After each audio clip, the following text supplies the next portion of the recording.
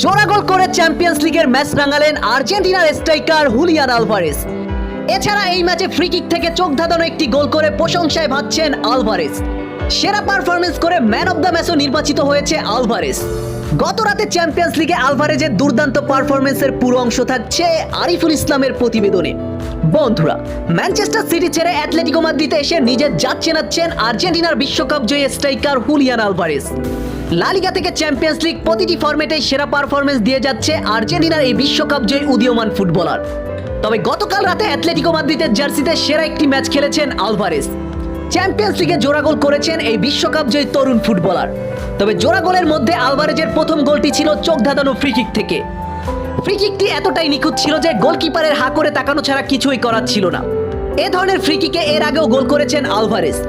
গত সিজনে ম্যানচেস্টার সিটির জার্সিতে ফ্রি কিক থেকে 2টি গোল করেছিল আলভারেজ।